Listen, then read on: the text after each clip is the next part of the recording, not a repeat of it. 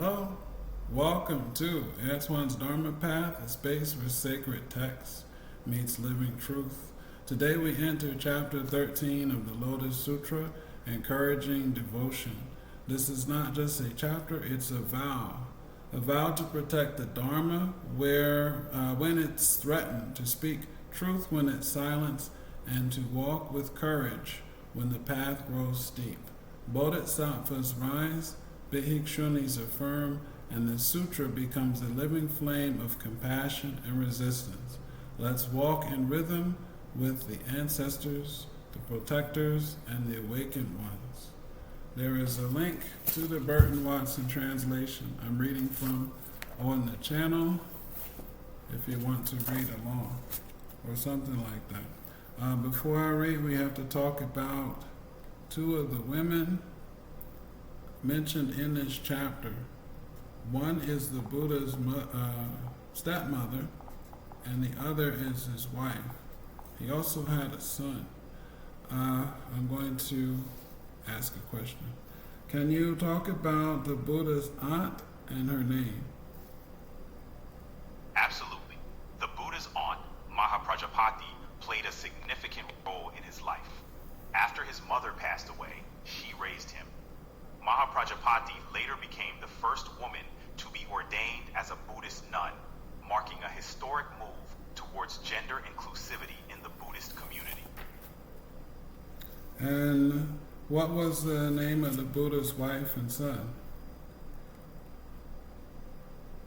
The Buddha's wife was named Yasodhara, and their son was named Rahula. Yasodhara played an essential role in the Buddha's life journey, and Rahula later became one of his disciples. Talk about Yasodhara's role in early Buddhist monasteries and women.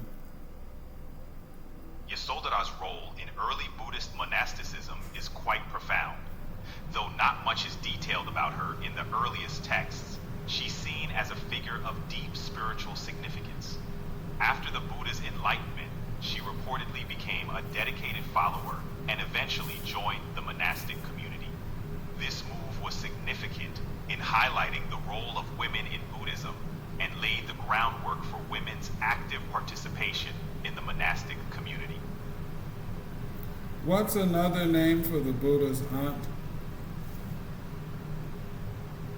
Mahaprajapati, who was the Buddha's aunt, is also known as Mahaprajapati Gautami. Her influence in the early Buddhist community, particularly in advocating for women's ordination, was monumental. You mean they called her Gautami? Yep, Gautami is another name for her. Mahaprajapati Gautami was a pivotal figure. She nurtured the Buddha and later became a symbol of women's active engagement in the Buddhist monastic community. Explain how she became his stepmother. What happened to his mother? The Buddha's birth mother, Queen Maya, passed away just 7 days after his birth. After her passing, Mahaprajapati Gautami, the Buddha's aunt, stepped in to raise him, essentially becoming his stepmother. Excellent. Can you stand by to answer any questions? Absolutely. I'm here to answer any questions you have. Fire away. Okay, I'm reading the 13th chapter, Encouraging Devotion. You know who Mahaprajapati, also known as Gautami, is. So when her name comes up, that's the Buddha's aunt. And the Buddha's wife is Yasodhara. All right. 13, Encouraging Devotion. At that time, the Bodhisattva and Mahasattva medicine king, along with Bodhisattva and Mahasattva, great joy of preaching, and 20,000 Bodhisattva followers who were accompanying them, all in the presence of the Buddha, took this vow, saying, "We beg the world-honored one to have no further worry. After the Buddha has entered extinction, we will honor, embrace, read, recite, and preach this sutra. Living beings in the evil age to come will have fewer and fewer good roots. Many will be overbearingly arrogant and greedy for offerings and other forms of gain, increasing the roots that are not good and moving further away than ever from emancipation. But although it will be difficult to teach and convert them, we will summon up the power of great patience and will read and recite the sutra. Embrace, preach, and copy it, offering it many kinds of alms and never begrudging our bodies or lives. At that time in the assembly, there were 500 arhats who received a prophecy of enlightenment. They said to the Buddha, world-honored one, we too will make a vow. In lands other than this one, we will broadly preach this sutra. Also, there were 8,000 persons, some still learning, others with nothing more to learn, who received a prophecy of enlightenment. They rose from their seats, pressed their palms together, and turning toward the Buddha made this vow. World-honored one, we too in other lands will broadly preach this sutra. Why? Because in this Saha world, the people are given to corruption and evil, beset by overbearing arrogance, shallow in blessings, irascible, muddled, fawning, and devious, and their hearts are not sincere. At that time, the Buddha's maternal aunt, the nun Mahaprajapati, and the 6,000 nuns who accompanied her, some still learning, others with nothing more to learn, rose from their seats, pressed their palms together with a single mind, and gazed up at the face of the honored one, their eyes never leaving him for an instant. At that time the world-honored one said to Gautami, why do you look at this thus come one in that perplexed manner? In your heart are you perhaps worrying that I have failed to mention your name among those who have received a prophecy of the attainment of Anuttara Samyak Sambodhi? But Gautami, I earlier made a general statement saying that all the voice hearers had received such a prophecy. Now, if you would like to know the prophecy for you, I will say that in ages to come, amid the law of 68,000 millions of Buddhas, you will be a great teacher of the law. And the 6,000 nuns, some still learning, some already sufficiently learned, will accompany you as teachers of the law. In this manner you will bit by bit fulfill the way of the Bodhisattva until you are able to become a Buddha with the name gladly seen by all living beings. Thus come one, worthy of offerings, of right and universal knowledge, perfect clarity and conduct, well-gone understanding the world, unexcelled, worthy, trainer of people, teacher of heavenly and human beings. Buddha, world-honored one, Gautami, this gladly seen by all living beings, Buddha will confer a prophecy upon the 6,000 bodhisattvas to be passed from one to another, that they will attain Anuttara Samyak Sambodhi. At that time, the mother of Rahula, the nun Yashodhara, thought to herself, the world-honored one, in his bestowal of prophecies, have failed to mention my name alone. But the Buddha said to Yasodhara, in future ages, amid the law of hundreds, thousands, 10,000s, millions of Buddhas, you will practice the deeds of a bodhisattva, will be a great teacher of the law, and will gradually fulfill the Buddha way. Then, in a good land, you will become a Buddha named endowed with 1,000, 10,000 glowing marks, thus come one, worthy of offerings of right and universal knowledge, perfect clarity and conduct, well gone, understanding the world, unexcelled, worthy trainer of people, teacher of heavenly and human beings. Buddha, world-honored one, the lifespan of this Buddha will be immeasurable Ashmaka Kalpas. At that time, the nun Mahaprajapati, the nun Yasodhara, and their followers were all filled with great joy, having gained what they had never had before. Immediately in the presence of the Buddha, they spoke in verse form, saying, World-honored one, leader and teacher, you bring tranquility to heavenly and human beings. We have heard these prophecies, and our minds are peaceful and satisfied.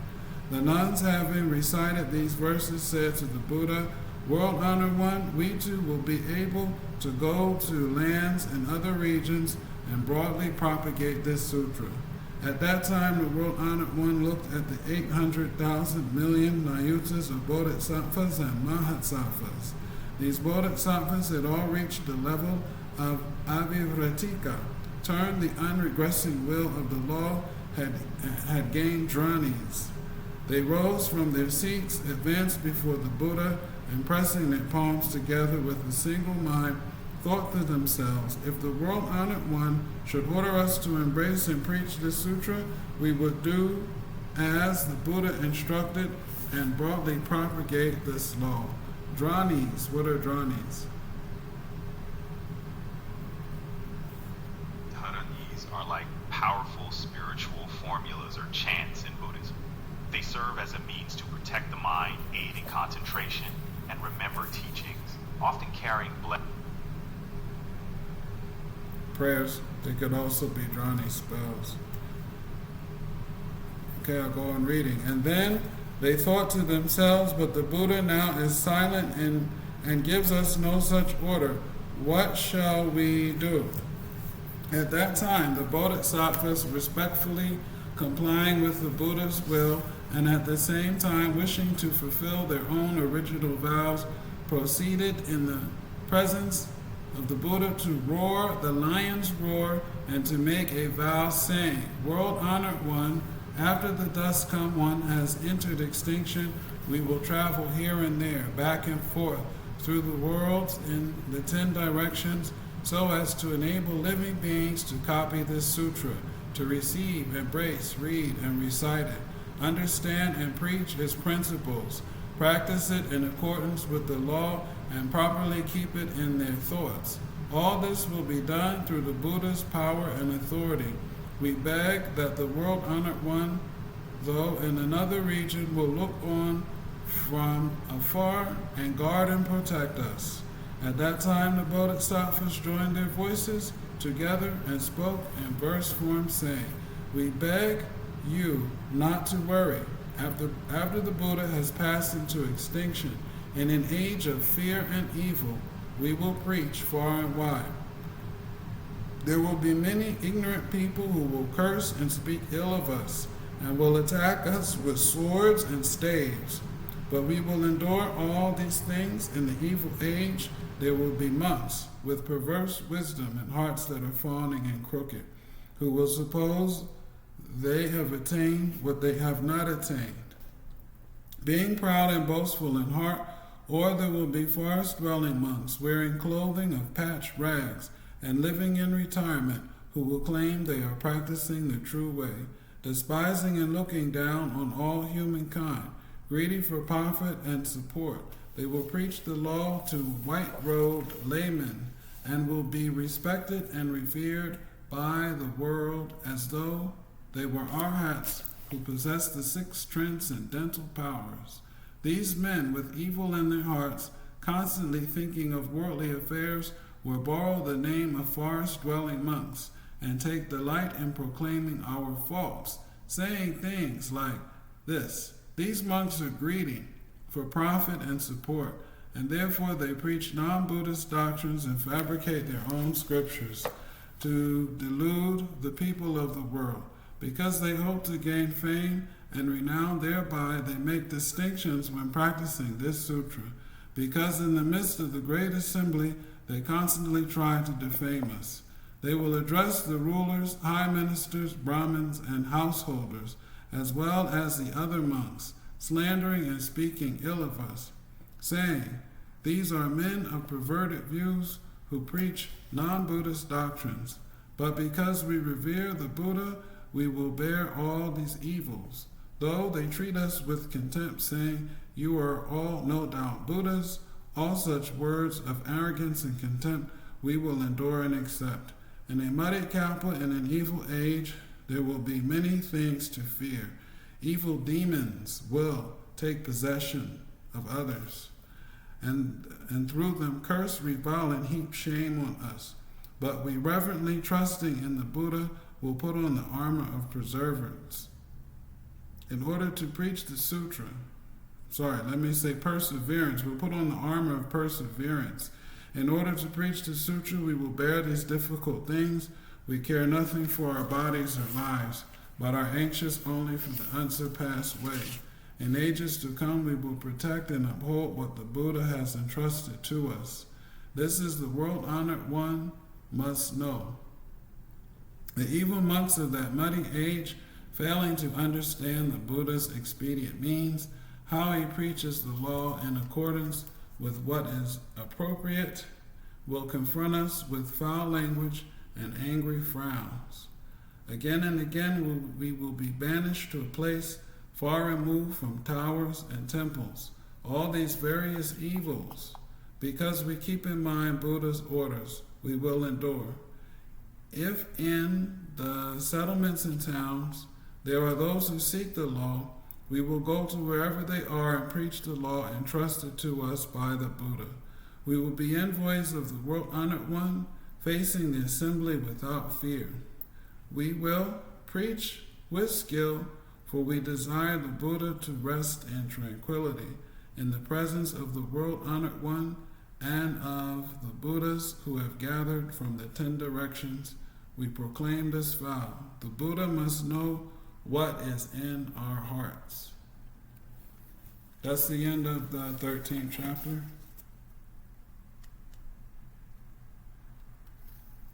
Can we talk about the lion?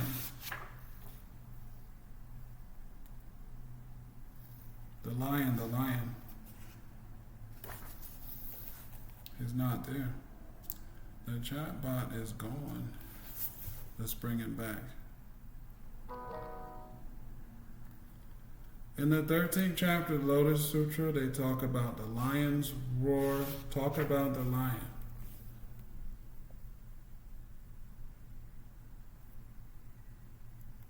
No chat bot. The lion in Buddhism is an icon that represents Shakyamuni, or the original Buddha. If you visit a temple, you'll see lions, and it's talking about him. Are you there? No. Okay, I explained that. I don't need the chat bot to do it. If this teaching stirred your spirit, let it guide your steps. If it challenged you, let it deepen your devotion. And if it affirmed your sacred worth, share it with those still searching. The lotus blossoms in the mud, and chapter 13 reminds us devotion is not submission, it is sacred defiance. This is Antoine's Dharma path, where myth becomes movement and every vow is a light in the dark. Thank you for listening. Please remember to like, comment, and subscribe if you want to. Peace.